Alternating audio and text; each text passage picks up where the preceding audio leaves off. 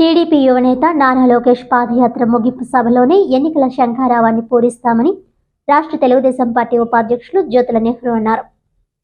జగ్గంపేట రావులమ్మ తల్లి ఆలయం వద్ద ప్రత్యేక పూజలు నిర్వహించి బుధవారం విజయనగరం జిల్లా భోగాపురం మండలం పోలిపల్లిలో పాదయాత్ర ముగింపు సభకు జగ్గంపేట నియోజకవర్గం నుండి భారీ ర్యాలీగా 3250 మంది బయలుదేరి వెళ్లారు.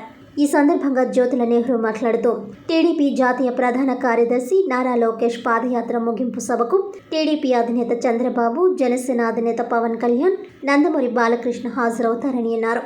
యువతకు భరోసా కల్పించాలని లోకేష్ యువగళం పాదయాత్ర ప్రారంభిస్తే ఈ పాదయాత్ర అన్ని వర్గాలకు ఆధారమైందన్నారు. యువగళం పాదయాత్ర ద్వారా ప్రభంజనం సృష్టించారని, రేపు రాబోయే ఎన్నికల్లో తెలుగుదేశం జనసేన సంకీర్ణ ప్రభుత్వం అధికారంలోకి వస్తుందని అన్నారు. విజనరీ నాయకుడు, దేశం యావత్తు కోరుకునే వ్యక్తి చంద్రబాబు, పోరాట యోధుడు పవన్ కళ్యాణ్ నేతృత్వంలో విజయకేతనం ఎగురవేయటం తథ్యమని అన్నారు. ఈ కార్యక్రమంలో నియోజకవర్గ టీడీపీ నేతలు, కార్యకర్తలు, జన సైనికులు తరలివెళ్లారు.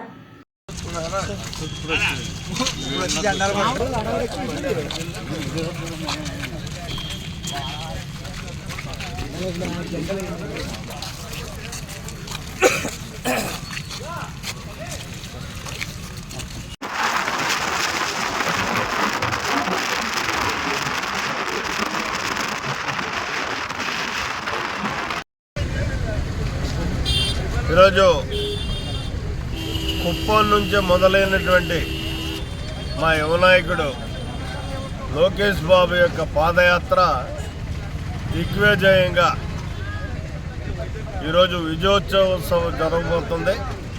ఆ సభకి అనూహ్యమైనటువంటి రీతిలో ఇవాళ వందలాదిగా కార్లు, మ్యాజిక్లు,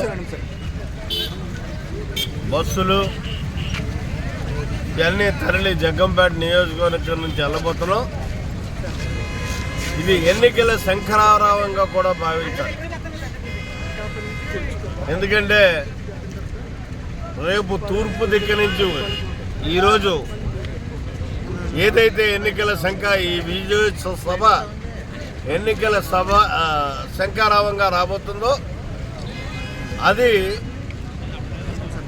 రేపటి నుంచే ఎన్నికల సమర రంగంలోకి మేము దిగబోతున్నాం. ఈ సభ యొక్క విశేషం ఏంటంటే ఇవాళ ఒక విజనరీ నిబద్ధత ఈ ఆంధ్ర రాష్ట్రానికే కాకుండా యావత్ భారతదేశానికి కూడా అవసరమైనటువంటి మహానేత చంద్రబాబు నాయుడు గారు, అలాగే రాజకీయాల్లోనూ ఒక పెనుమార్పు తీసుకురావాలి, ఒక నిబద్ధతతో కూడినటువంటి రాజకీయాన్ని చేయాలి అని గత 10 సంవత్సరాలుగా అవిశ్రాంతంగా పోరాడుతున్నటువంటి పవన్ కళ్యాణ్ మరి అహర్నిశలు పరిశ్రమించి సుమారు సంవత్సరం కాలం నుంచే పాదయాత్ర అనేటటువంటి విజయయాత్రని సాధించినటువంటి లోకేష్ బాబు, అలాగే నందమూరి వారసుడు ఎన్టీఆర్ వారసుడు బాలకృష్ణ, ఈ నలుగురు కూడా ఈ విజయోత్సవ సభలో ఒకే వేదిక మీద నుంచి మనందరికీ తోటి ముచ్చటించడం అన్నది ఒక ప్రత్యేకత.